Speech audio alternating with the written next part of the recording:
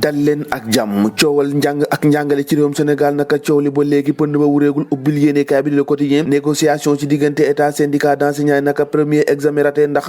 la ñu doon waxtaanee daanaka booy xool naka lépp dara sotteegul ci Saourou Thiène ci biir yéenekaay bi nee na gouvernement dafa dikk rek ak i loxoy kese indiwul dara mënoon na la indi dara nag Amadou Ba mi porte-parole bu CUSEMS naka nee na lii échec dëgg la Samba Sy ministre du travail nee na état bu moom pare na pour disposer à faire des propositions jëmale ci jàngalekat yi ngir rek ñu ajandi seenu xeex yi nga xamante ni moom la ñuy xeexee négociation jëm ci crise bu éducation bi état am naka sans arme face aux enseignants maanaam tey ji état bu Sénégal amul benn ngànnaay boo xamante ni yor na ko rek ngir fexe rek boo dalal ñi nga xamante ni ñoo di jàngalekat yi dëkkee grève suba ngoon waaye le tey mooy quotidien ne ndaje gouvernement ak syndicat d'enseignants yi moom ci jamono ji boobu mooy naka ndax liif yi moom demul rek waaj a jeex ci école yi ndax ci jamono ji gouvernement ak syndicat moom daanaka trouvé nañu ab d'accord jëm ci commission technique révision traitement salarial jëm ci enseignants yi loolu yëpp naka waxtaane nañ ko le mandat yéene kaay naka xëy di ado ci wàllum politique ak retraite anticipée bi nga xamante ni moo dal Idrissa Seck ak Talla Sylla ndax la chute d'un dieu atypique ca Thiès la ko tuddee ndax ñoom ñaar ñooñu nekk daanaka ci Thiès dëkk lañ doon gi waaye nag waa Yewwi Askan Wi yeewi na leen te boo mooy naka daanu dem ci retraite ci nu moo gën a gaawee remaniement imminent du gouvernement Sud Quotidien ca la xëy ndax verdict local naka Macky Sall moom mi nag moo ngi waajal ab coppite bu mag jëm ci gouvernement am bu yeboo naka gars yi waajal bu baax a baax de enquête yéene kaay analyse professeur Ismaïla Madior Fall la xëy fësal naka nee na sa dëgg-dëgg daal lii daal day wane ne résultat yi ñu am bu Benno Bokk Yaakaar booloo doon benn say naka mun nañoo gagné lu ne ndax booloo boobu dina yomb sëñ bi Les Échos yéene kaay ak Macky Sall mi nga xamante ni naka tàggatoo na ak gouvernement ni ki barki démb bii mooy doon conseil des ministres bu mujj laataa muy dikkaat ngir tabaxaat beneen gouvernement ci jamono jooje moom ay ministres yu bëri ñoo ngi dund nag benn tiitaange boo xamante ni si jamono ji Macky Sall ndax dina mun a sanctionner ñi nga xamante ni si dañoo ñàkk bu fekkente ni naka ñoo ngi jëm ci ay législatives di watu député yi l'évidence yéene kaay dikkaat ci Maguette Sène bi nga xamante ni si jamono ji naka daanaka moom defar na étudiants yi bu baax a baax les étudiants sont sacerdoce maanaam itteem yëpp étudiants yi la ndax si jamono ji nag université ba yeesal na ko ba mu yees tàq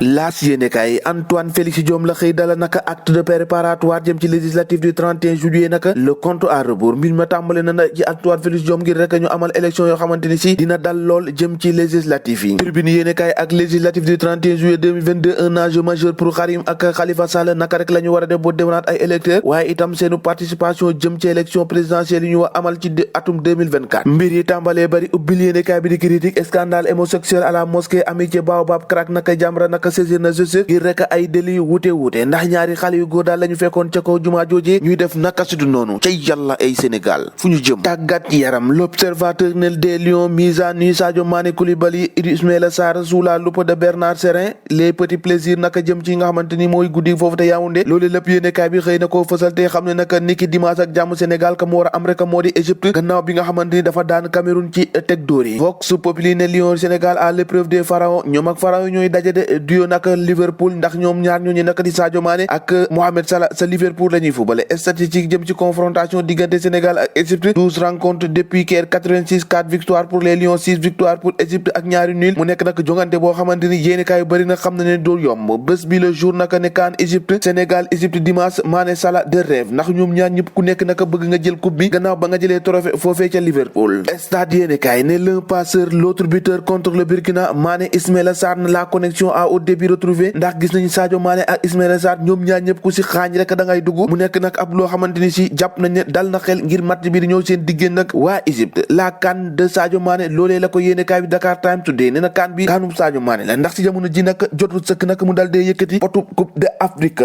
yëf yaa ngoog dimanche lay am diggante séewum Sénégal ak bu Égypte yàlla na yàlla ndam li dikk